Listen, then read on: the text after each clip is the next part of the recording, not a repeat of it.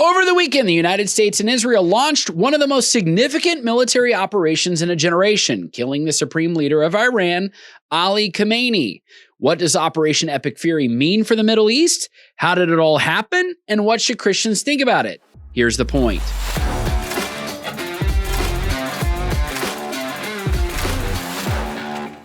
Early Saturday morning, February 28th, American news outlets began reporting that the United States military, in joint operation with Israeli Defense Forces, had hit hundreds of targets across Iran as a part of Operation Epic Fury, a sweeping military campaign spanning at least 9 Iranian cities and targeting leadership compounds, government ministries, ballistic missile production sites, nuclear-related facilities, and naval assets.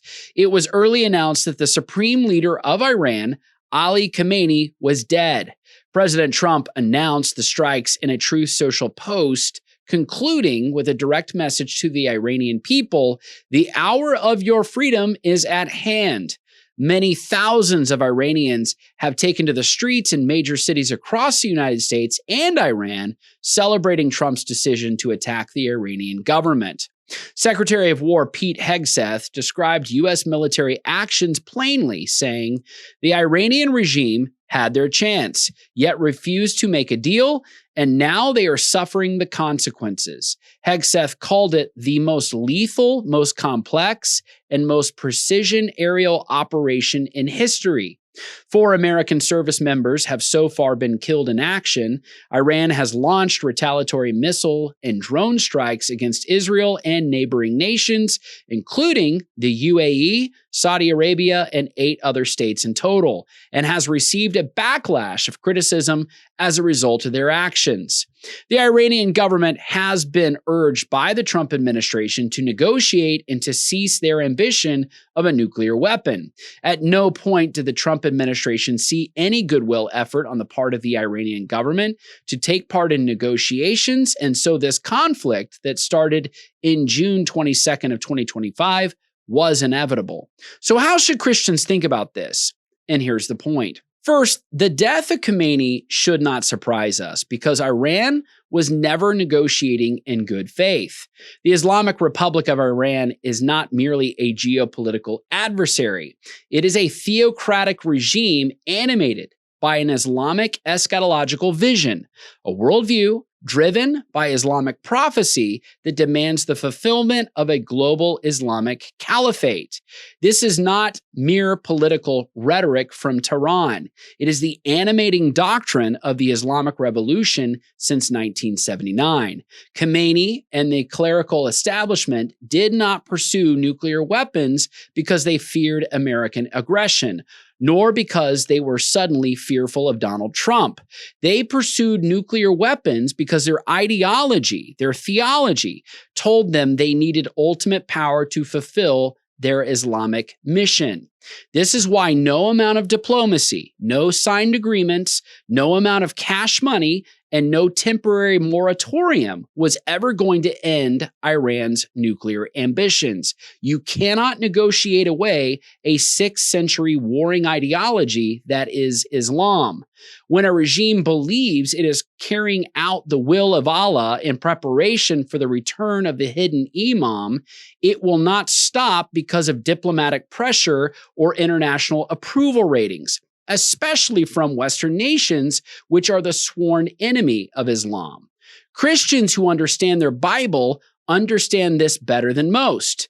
We know what it looks like when a worldview is not merely political, but spiritually driven, and we know that spiritual battles require more than superficial diplomatic resolutions and papered peace plans. Second, the failures of appeasement paved the road to this moment. Let's be honest about the history. The neoconservative approach of the early 2000s, whatever its intentions, was built on a flawed premise that America could build Western-style democracies in the heart of the Islamic world. We tried nation building in Iraq and Afghanistan. It cost thousands in American lives and trillions in American dollars. it has so far produced very little and sustained peace or stability. That is not to lay the blame entirely at President Bush, but it was built on a flawed view of the Arab and Persian cultures. During Barack Obama's administration, and the Joint Comprehensive Plan of Action, otherwise known as the Iran nuclear deal, it was sold to the American people as a pathway to peace. It was only a delayed agreement with a temporary moratorium on certain Iranian nuclear activities, with key restrictions set to expire beginning in 2025. Obama paid Iran's regime $150 billion in released assets as part of the deal, funds that flowed directly to Hezbollah, Hamas, and Iran's ballistic missile program. Meanwhile, enforcement was lax and oversight verification was severely lacking. The Obama administration soothed the conscience of an unsuspecting American media that fawned over Obama with no critical appraisal of the efficacy of these peace talks. Even while Iran continued uranium enrichment and advanced its missile capabilities behind the scenes, the American media was silent and praised Obama for his diplomacy. But the Iran nuclear deal was never designed to end Iran's nuclear ambitions. It was designed to delay them and hand the problem to a future administration. Trump 45 put a moratorium on the deal, and then Biden picked up where Obama left off when he took office in 2021. The United States pursued re-entry into a deal that had already demonstrated its own lack of political realism. The nuclear moratorium expired in 2025. Iran then accelerated its goals, and the world arrived at the precipice of a nuclear-armed Islamic regime. The policy of appeasement did not buy peace, not even temporarily. It only bought time and more technology for Iran with American cash and the covering of the democratic establishment. Third, Trump is a policy realist, and that distinction matters enormously. Secretary Hegseth said it with clarity on Monday's Pentagon briefing. This is not Iraq. This is not endless. I was there for both. Our generation knows better, and so does this president.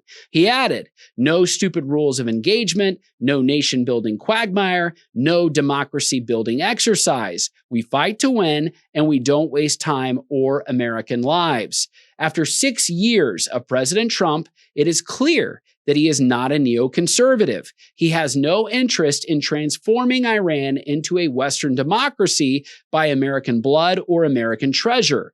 Trump is also not an appeaser. He believes in peace through overwhelming strength, something Reagan exercised against Russia during the last decade of the Cold War. Trump has no interest in signing agreements that kick the can down the road for the next administration.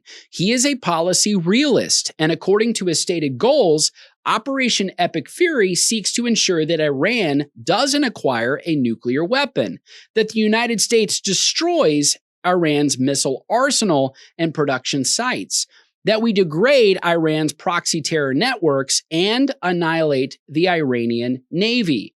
This, along with operations in Venezuela, has a clear message for Beijing and Iran's involvement in supplying energy exports to China.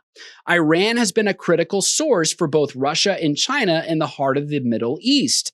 This could fundamentally change that and put further pressure on Russia and China in their ambitions as BRICS nations. The world is watching to see whether America has the resolve to finish what it has started. And now is the time for Christians to pray. Pray for our military service members and their families. Pray for wisdom for our president, our secretary of war, and our military commanders. Pray for the Iranian people who have suffered under the totalitarian Islamic regime for nearly 50 years. The hour of reckoning for a very wicked government in Iran is at hand. We must also recognize the justice in ensuring that a wicked government never has the capability of projecting terror across the world again. For far too long, Iran was able to do so without any answer or response from America. that has ended. We will be covering more on the history of Iran and how we got here in the upcoming episodes. Please like, share, and subscribe. Thank you for watching. Here's the point.